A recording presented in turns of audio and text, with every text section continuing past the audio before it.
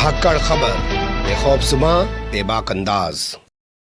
धाकड़ खबर के न्यूज़ में मैं आपके साथ हूं अकरम रईस खान। क्या देश की तमाम संस्थाओं को, जी हां, तमाम संवैधानिक संस्थाओं को बर्बाद करने के बाद, मिटा देने के बाद, मटिया मेट कर देने के बाद प्रधानमंत्री नरेंद्र मोदी ने अब सुप्रीम कोर्ट को भी झूठा साबित करने का ठेका उठा लिया। तो जानते ही ना, ठेका लेने के देने के बड़े शौकीन हैं। पहले ठेका देते हैं, फिर चंदा ले लेते हैं, या पहले पैसा ले लेते हैं, फिर ठेका दे देते हैं। तो क्या ठेका उठा लिया है या अपने झूठ को सही साबित करने के लिए रही सही सुप्रीम कोर्ट की जो इमेज है वो देश की जनता की नजरों में या अपने अंधभक्तों की नजरों में जो है बर्बाद करने का सिलसिला शुरू कर दिया है। कोई एजेंडा, प्रोपेगेंडा लॉन्च कर दिया है। क्यों कहीं जा रही हैं ये बातें और क्या है इन बातों का आधार? बोलती हुई तस्वीरों की ज़बानी पूरी कहानी के तौर पर एक रिपोर्ट आपके सामने रखने जा रहा हूं। साथ ही आपको बताऊंगा कि क्या प्रधानमंत्री नरेंद्र मोदी का अनुसरण करते हुए ही खुद को स्वामी, योग गुरु, बाबा बताने वाले रामदेव ने भी सुप्रीम कोर्ट के अंदर खड़े होकर सुप्रीम कोर्ट का मजाक उड़ाने जैसा कृत्य कर डाला है, जिस पर सुप्रीम कोर्ट ने जबरदस्त फटकार लगाई है रामदेव और उसके चेले को। इसके अलावा एक संस्कारी भाजपाई सुप्रीम कोर्ट पहुंचा। उसने एक ऐसी अर्जी दाखिल कर दी राष्ट्रपिता महात्मा गांधी के खिलाफ जिसको लेकर सुप्रीम कोर्ट ने उसे कहा कि भाग जा यहां से वरना तेरे ऊपर पेनल्टी लगा देंगे। हालांकि अभी पेनल्टी लगाई नहीं गई है, मामले को सुनवाई के लिए टाल दिया गया। लेकिन कैसे पूरे घटनाक्रम को देखा और समझा जा सकता है, विस्तार से हर पहलू आपके सामने रखने की कोशिश करने जा रहा हूं। लेकिन शुरुआत करते हैं रामदेव से। रामदेव से इसलिए शुरुआत करते हैं क्योंकि जो लोग आजकल 56 इंच का सीना लेकर सत्ता में बैठे हुए हैं, रात दिन धर्म की बात करते हैं, लेकिन उनसे ज्यादा अधर्म इस देश में कभी हुआ ही नहीं है। तमाम तरीके की चीज़ें आपके सामने ज़्यादा बताने की जरूरत नहीं है। उनके दौर में ऐसे साधु बाबा पैदा हुए जो रात दिन लोगों को मारने काटने की बातें करते हैं, धंधेबाज बन गए हैं। उसी क्रम में आप रामदेव को ले सकते हैं। आपको याद होगा कोरोना के दौर में रामदेव ने बहुत सारे ऐसे प्रोडक्ट लॉन्च किए जिसके आधार पर दावा किया कि साहब ये एलोपैथी से अच्छा है और ये जो है कोरोना ठीक कर देगा। भ्रामक विज्ञापन की कोई सीमा नहीं थी, कुछ भी दावा किया जा रहा था क्योंकि दल्ले मीडिया जो हैं वो अब तलवे छोड़कर कुछ और चाटने में लगे हुए हैं। वो खबरों को परखते ही नहीं है। मामला सुप्रीम कोर्ट पहुंचा और सुप्रीम कोर्ट में मामला अटक गया और रामदेव पर पेनल्टी लग गई। जिसके बाद सुप्रीम कोर्ट में जब आदेश का पालन नहीं हुआ, रामदेव ने नहीं किया, तो अवमानना का केस शुरू कर दिया। आज तीसरी सुनवाई थी। सुप्रीम कोर्ट में अपने चेले के साथ रामदेव हाजिर हुए और कहा कि साहब काम का बहुत ज़्यादा था कोरोना के दौर में और नहीं जी, हमने ना ये जोश में ऐसे बता दिया, हमारी गलती है, हम बिना शर्त माफ़ी मांग रहे हैं। सुप्रीम कोर्ट ने कहा इतने भोले तो नज़र नहीं आते हो जितना भोला बनने की कोशिश कर रहे हो। अभी भी तुम्हें तुम्हारी गलती का एहसास नहीं है। 23 अप्रैल को आना और अपने चेले को साथ लेकर आना, फिर इस पूरे मामले पर सुनवाई के बाद तय करेंगे कि तुम्हारा करना क्या है।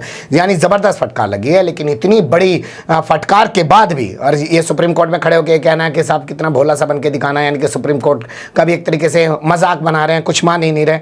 इस मामले पर भी दल्ला मीडिया कुछ भी नहीं कर रहा है क्योंकि वो तो रामदेव के प्रोडक्ट बेचकर या दिखाकर धंधा कर रहा है। अब दूसरी खबर का रुख कर लेते हैं जो भी सुप्रीम कोर्ट से आ रही है। एक अर्जी दाखिल की गई जिसमें कहा गया कि सुभाष चंद्र बोस की हत्या में राष्ट्रपिता महात्मा गांधी, वही राष्ट्रपिता महात्मा गांधी जिनको लेकर अमित शाह ने कहा कि चतुर बनिया हैं, जिनको लेकर हरियाणा के पूर्व जो है गृह मंत्री और स्वास्थ्य मंत्री, जिसको मंत्री भी नहीं बनाया गया है नए मंत्रिमंडल में, अनिल विज ने कहा कि जब से नोट पे गांधी की फोटो छपी है, जब से नोट डिवैल्यू हो गया, यानी कि डॉलर तभी से बढ़ रहा है, वो हत्या में शामिल रहे। ऐसी अर्जी आने पर सुप्रीम कोर्ट ने भारतीय जनता पार्टी के इस नेता, जिसका नाम बताया जा रहा है पाणी मोहंती को जमकर फटका लगाए और कहा कि हम पेनल्टी लगा देंगे। पिछली सुनवाई पे भी हमने कहा था ये सब चीज़ें मत करो, चुनाव का दौर चल रहा है, प्रेस में अपना फोटो छपवाने के लिए ये तमाम चीज़ें कर रहे हो, इसको बर्दाश्त नहीं किया जा सकता। ओडिशा से आने वाला भारतीय जनता पार्टी का ये नेता तथा कथित तौर पर अपने आप को वर्ल्ड ह्यूमन राइट ऑर्गेनाइजेशन का कार्यकर्ता भी बताता है। क्या संस्कारी है, कितना मानवाधिकार का ख्याल कर रहा है, कितनी बड़ी चिंता है इसको मानवाधिकार की। सुप्रीम कोर्ट ने पूछा अच्छा एक बात बता, तूने कभी मानवाधिकार के लिए कुछ किया है क्या? इसके हलक से आवाज नहीं निकल पाई। तो भैया जब प्रधानमंत्री नरेंद्र मोदी सवाल उठा दें सुप्रीम कोर्ट पर या सुप्रीम कोर्ट के आदेश के बाद भी अपनी बात पर अड़े रहे हैं, जिसको संजय सिंह झूठा बता रहे हैं कि बने झूठ का प्रोपेगेंडा चला रहे हैं, उनको सुप्रीम कोर्ट से माफी मांगनी चाहिए, तो रामदेव क्या है और भारतीय जनता पार्टी का कोई संस्कारी कार्यकर्ता क्या है? क्या कह रहे हैं संजय सिंह, सुन लीजिए उन्हीं की ज़बानी। कल भारत के प्रधानमंत्री आदरणीय नरेंद्र मोदी जी ने एक इंटरव्यू दिया, काफी विस्तार से इंटरव्यू दिया, लेकिन उस इंटरव्यू में जो सबसे ज्यादा हैरान करने वाली बात थी, जो सबसे ज्यादा चौंकाने वाली बात थी कि भारत की आजादी के बाद देश का एक प्रधानमंत्री आजादी के बाद के हुए सबसे बड़े महाघोटाले को खुलेआम डिफेंड कर रहा है। भारत के प्रधानमंत्री इलेक्टोरल बॉन्ड के द्वारा भारतीय जनता पार्टी के द्वारा ली गई रिश्वत को, इलेक्टोरल बॉन्ड के महाघोटाले को, जिसमें सर से लेकर पांव तक भारतीय जनता पार्टी डूबी हुई है, उस घोटाले और उस भ्रष्टाचार को देश के प्रधानमंत्री डिफेंड कर रहे हैं। देश के प्रधानमंत्री उसके पक्ष में खड़े हो गए हैं। इलेक्टोरल बॉन्ड पे किसने निर्णय दिया? इलेक्टोरल बॉन्ड को किसने अनकॉन्स्टिट्यूशनल कहा? इलेक्टोरल बॉन्ड को किसने अवैध कहा? किसी पॉलिटिकल पार्टी में ने नहीं कहा प्रधानमंत्री जी। भारत के सर्वोच्च न्यायालय के 5 जजों की खंडपीठ ने कहा, सर्वोच्च न्यायालय के 5 जजों की खंडपीठ ने कहा कि इलेक्टोरल बॉन्ड असंवैधानिक है और अवैध है। आपने सुप्रीम कोर्ट का भी अपमान किया। भारत के प्रधानमंत्री को देश के सुप्रीम कोर्ट से माफी मांगनी चाहिए। भारत के प्रधानमंत्री को सुप्रीम कोर्ट के फैसले की आलोचना करने के लिए और इलेक्टोरल बॉन्ड के भारतीय जनता पार्टी के भ्रष्टाचार को डिफेंड करने के लिए इस देश की जनता से माफी मांगनी चाहिए। खुलेआम आपकी पार्टी ने रिश्वत लिया। 3 बार आपने प्रयास किया कि यह घोटाला खुलने ना पाए। वो तो धन्यवाद है सर्वोच्च न्यायालय का कि उन्होंने कहा नहीं, देश के सामने जाहिर करो किस कंपनी ने तुम्हें कितना पैसा, कितना रिश्वत, कितना घोटाले का रकम आपको दिया है। और जब पता चला तो देश के सामने पूरा सच बीजेपी का आया। इस देश की आजादी के बाद मैं बार बार कहता हूं, देश की सबसे भ्रष्ट पार्टी का नाम है भारतीय जनता पार्टी।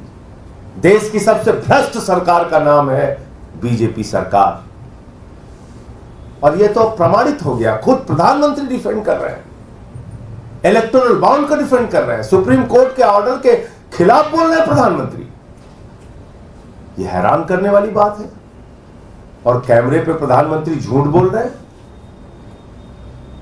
हालांकि झूठ बोलने में बीजेपी को महारत है, इसमें मुझे कोई आश्चर्य नहीं है। उनकी पार्टी का नाम ही है भारतीय झूठा पार्टी।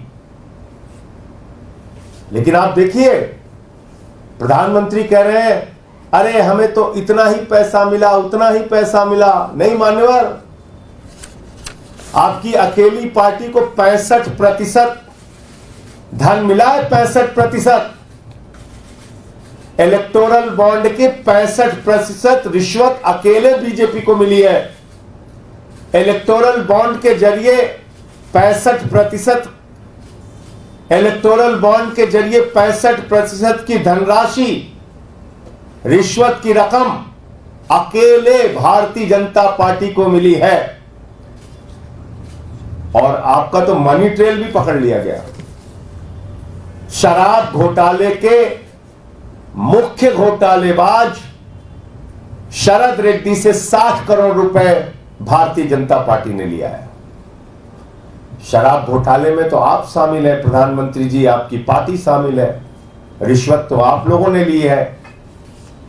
और इतनी सारी कंपनियों के डिटेल आ गए, अब भी आप बेशर्मी से डिफेंड कर रहे हैं। आज कंपनी से आप रिश्वत ले रहे हैं, कल आप उसको ठेका दे रहे हैं, आज रिश्वत ले रहे हैं, कल ठेका दे रहे हैं, आज रिश्वत ले रहे हैं, कल ठेका दे रहे हैं, आज रिश्वत ले रहे हैं, 10 दिन बाद ठेका दे रहे हैं। ये संयोग है या दुर्योग है प्रधानमंत्री जी? ये संयोग है या दुर्योग है? ये संयोग है या रिश्वत का खेल है? ये संयोग है या भ्रष्टाचार का खुला खेल है? इस देश की जनता को बताइए। आपने ईडी के छापे मरवाए, सीबीआई के छापे मरवाए, और जिन कंपनियों पे ईडी और सीबीआई के छापे मरवाए, उन्हीं कंपनियों से आपकी पार्टी ने चंदा लिया, भारतीय जनता पार्टी ने। फिर भी आप बेशर्मी से उसको डिफेंड कर रहे हैं। कितने प्रमाण चाहिए ईडी को? कितने प्रमाण चाहिए सीबीआई को? कितने प्रमाण चाहिए जांच एजेंसियों को? अब तक भारतीय जनता पार्टी के नेताओं से पूछताछ क्यों नहीं हुई? इलेक्टोरल बॉन्ड देने वाली कंपनियों से पूछताछ क्यों नहीं हुई? इलेक्टोरल बॉन्ड देने वाली कंपनियों से क्यों नहीं यह जाना गया कि किस कारण से उन्होंने रिश्वत दी और कैसे उनको ठेका मिल गया बड़ा बड़ा? शरद रेड्डी तो गिरफ्तार था, फिर भी आपको 60 करोड़ रुपए चंदा दे दिया उसने।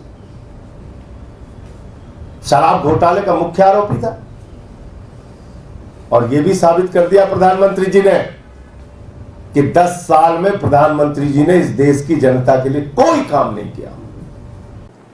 सुन लिया आपने, कल साहब ने इंटरव्यू दिया था एएनआई को, और उसमें उन्होंने चुनावी बॉन्ड को लेकर किस तरीके के दावे किए, और वो उस चुनावी बॉन्ड को लेकर किए जिसको सुप्रीम कोर्ट जो है अब असंवैधानिक घोषित कर चुका है। लेकिन फिर भी साहब अपने ऊपर जो है अपने दावे पर कायम है और अपने कॉन्फिडेंस में कोई कमी नहीं ला रहे हैं। तो इससे आप यही कह सकते हैं भाई सुप्रीम कोर्ट को झूठा मान रहे हो और तुम ही सच्चे हो, और तो कुछ बचा ही नहीं है, जो तुम कहोगे वो इस देश के अंदर चलेगा।